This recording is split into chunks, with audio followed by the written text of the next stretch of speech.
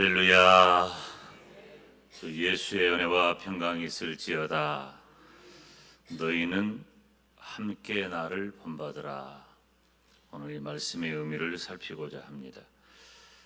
가끔 TV를 보면 이 어린 아이들이 좀 문제가 있어서 그 어린 아이의 문제를 해결해 주는 그런 프로그램이 있는데요.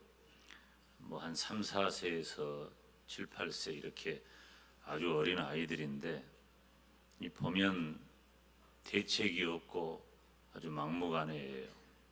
그래서 자기 마음대로 안 되면 때를 쓰고 틀어눕고 또 욕을 하고 다 그 아버지, 어머니, 할아버지, 할머니 이런 대상들에게 하는 거예요. 이게 통제가 안 돼요. 어떻게 할까 보는데 참 희한한 것은 이 전문가가 이렇게 몇 가지 도움을 주고 나면 어느새 온순해지고 또 예의가 바른 그런 아이가 되더라는 거예요. 야, 참 신기하다.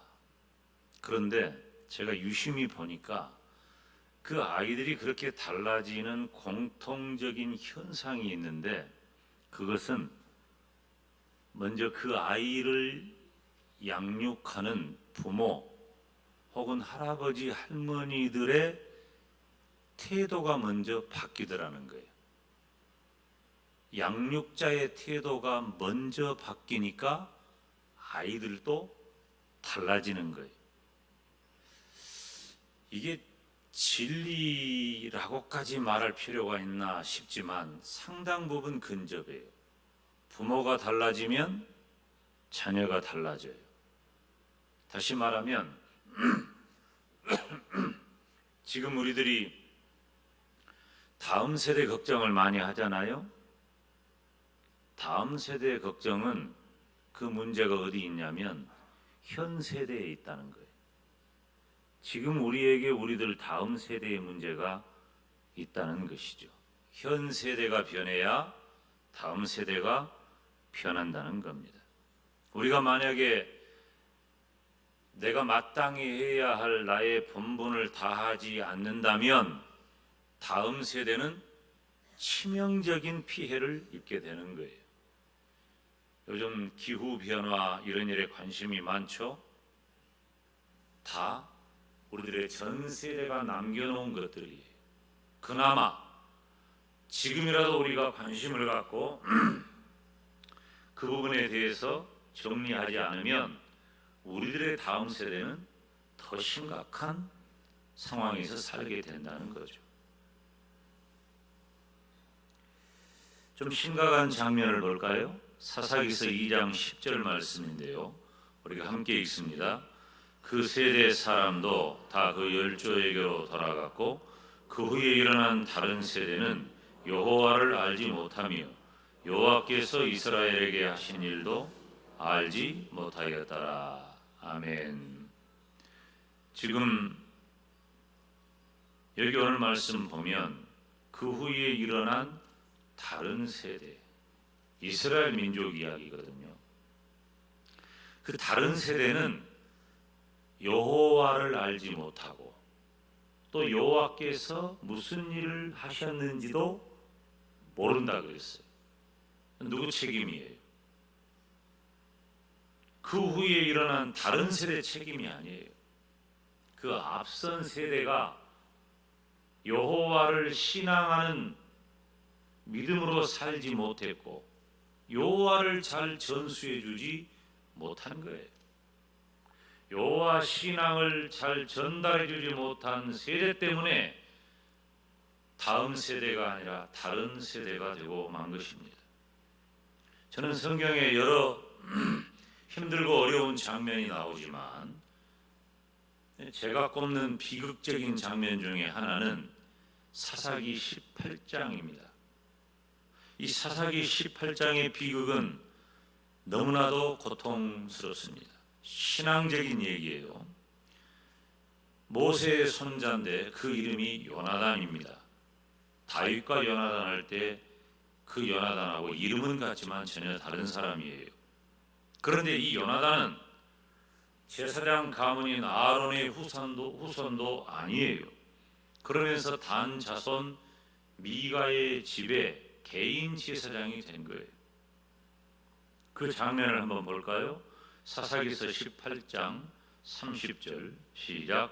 단 자손이 자기를 위하여 그 새긴 신상을 세웠고 모세의 손자 게르손의 아들 요나단과 그 자손은 단지파의 제사장이 되어 이 백성이 사로잡히는 날까지 이르렀더라. 아멘. 여러분 보세요. 모세의 손자 게르손의 아들 요나단, 얼마나 명예롭고 귀한 이름입니까? 이스라엘 백성들은 아브라함, 모세, 다윗 그러면 엄청난 존경을 갖습니다. 괄목할 만한 위대한 인물이죠. 그런데 그 이름이, 그 가문이 영적으로 사사기의 고통과 절망의 상징적인 이름이 된 거예요. 이 단자손 미가가 그 집에 개인 신상을 만들었어. 우상을 만들었단 말이에요. 우상을 만들어 놓고 모세의 손자들 와가지고 그 신상을 섬기는 제사장, 개인 집에 제사장이 되라는 거예요. 이게 영적으로는 얼마나 심각하고 고통스러운 장면입니까? 끔찍하죠. 현 세대의 잘못은 다음 세대에게 더 큰 상처를 입히게 됩니다. 물론 결점이 없는 완벽한 삶을 요구하는 건 아니에요. 그럴 수 없어요. 불가능합니다. 저와 여러분은 부족하고 연약한 인간이에요. 믿음이 있다고 해도 어느 정도 결점은 있어요. 다 온전히 해결받지 못해요. 만약에 우리 중에 나는 완전 무결하다, 결점이 없다, 완벽하다, 그런 사람은 거짓말하는 거예요. 스스로를 속이는 거예요. 그런 사람은 없어요. 그런 점에서 결점이 많았던 사람 중에 하나가 사도 바울입니다. 그런데 이 사도 바울이 오늘 본문의 말씀에 기록하고 있는 대로 나를 본받으라, 이 본받을 만한 믿음의 사람이 되는 것은 주목할 만한 일이에요. 여러분 오늘 설교 중요합니다. 자, 빌립보서 3장 17절 18절 말씀이에요. 함께 읽습니다. 형제들아 너희는 함께 나를 본받으라. 또 우리로 본을 삼은 것 같이 그대로 행하는 자들을 보이라. 내가 여러 번 너희에게 말하였거니와 이제도 눈물을 흘리며 말하노니 여러 사람들이 그리스도 십자가의 원수로 행하느니라. 아멘. 바울이 빌립보 교회 성도들에게 자신 있게 말해요. 나를 본받으라. 다분히 교만해 보이죠? 만약에 제가 지금 이 시간에 여러분들에게 여러분 이 김 목사를 본받으세요 라고 말한다면은 네 하는 분도 한두 분 있겠지만 속으로 이런 태도를 가진 분이 대부분일 거예요. 왜? 인간 존재는 그렇게 자신 있게 나를 본받으라고 말할 정도로 완벽하지 못하기 때문이에요. 물론 바울은 사람들이 부러워할 만한 여러 요소들을 잘 갖춘 사람입니다. 그들의 윤례대로 난지 8일 만에 할례받은 사람이었어요. 이스라엘 족속이고 베냐민 지파, 히브리인 중에 히브리인, 유대의 공회원이었습니다. 가말리엘의 제자였습니다.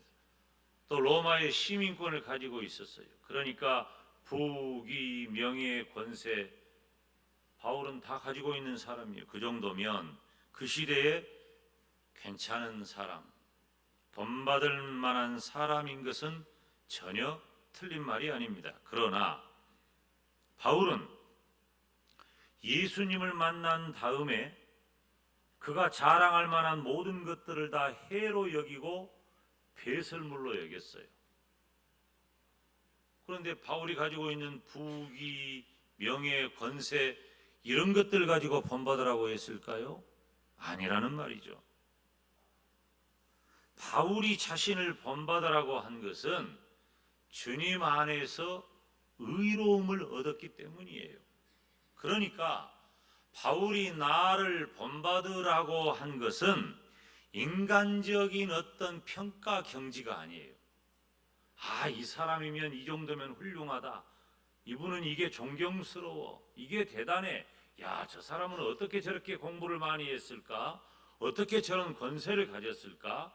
이런 평가 기준이 아니라, 따라서 합시다. 믿음의 문제예요. 지금 바울이 나를 본받으라고 말한 것은 바울이 가지고 있는 그 어떤 세상적 가치 기준과 인격과 내놓을 만한 그 무엇이 아니라 믿음이에요. 바울의 믿음. 바울이 나는 믿음이 확고하고 분명하다. 바울이 말하는 믿음.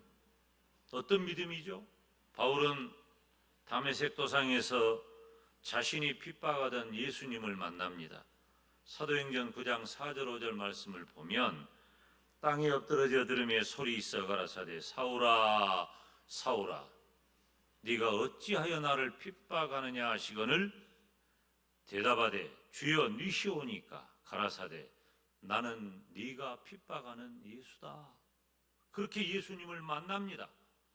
예수님을 만난 다음에 그 광채에 바울은 눈이 멀고 아나니아에 의해서 눈이 띄어진 다음에 사막에 들어가 수년을 지내면서 믿음의 사람으로 거듭나고 복음 전도자가 됩니다. 그리고 바울은 그가 가지고 있었던 모든 부귀, 영화, 명예, 권세 이런 것들보다도 오직 예수님만 알았고 오직 예수님만 전하는 사람이 되었습니다.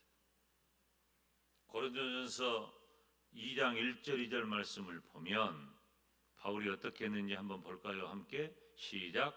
형제들아 내가 너희에게 나아가 하나님의 증거를 전할 때에 말과 지혜의 아름다운 것으로 하지 아니하였나니 내가 너희 중에서 예수 그리스도와 그의 십자가에 못 박히신 것 외에는 아무것도 알지 아니하기로 작정하였음이라.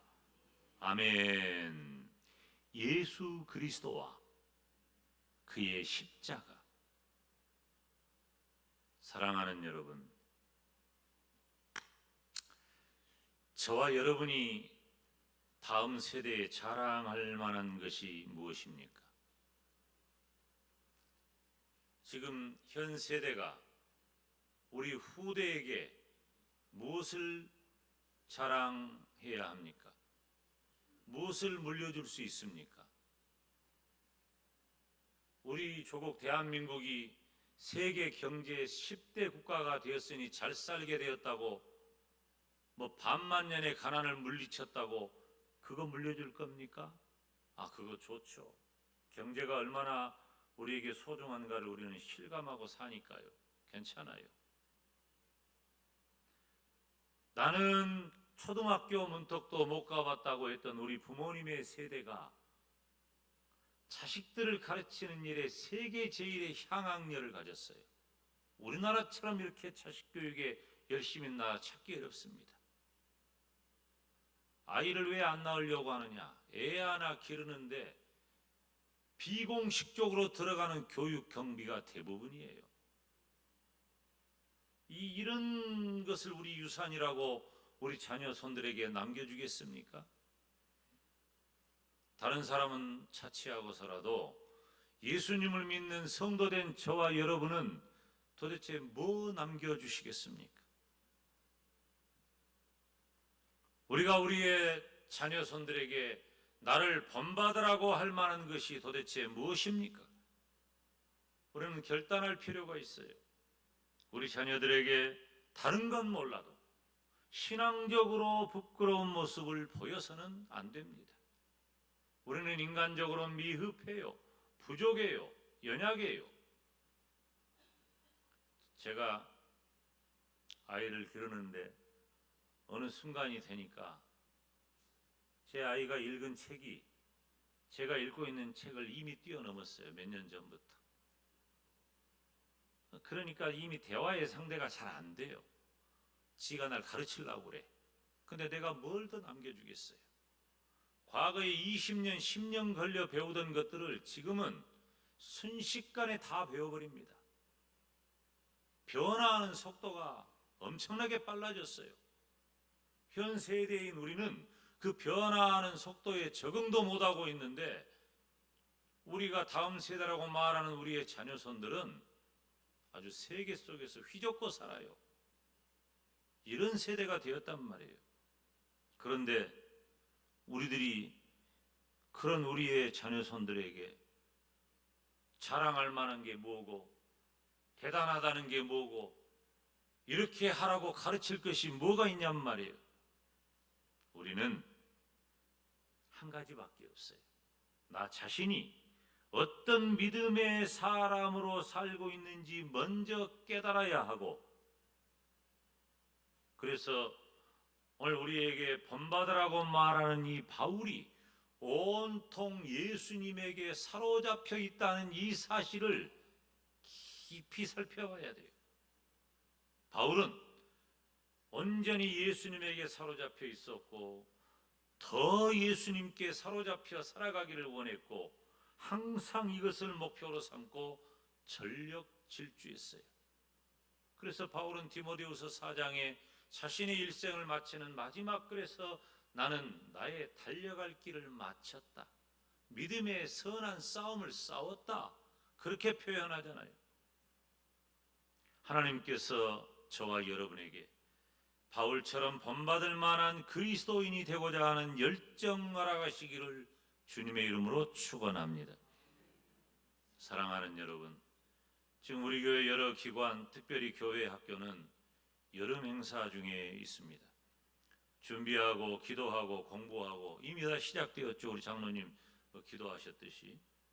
그런데 그저 재미있고 눈길을 끄는 행사가 아니라 어린 영혼을 주님의 마음으로 사랑해야 돼요. 그리고 오직 예수님의 진실하고 순전한 복음을 가르쳐야 합니다.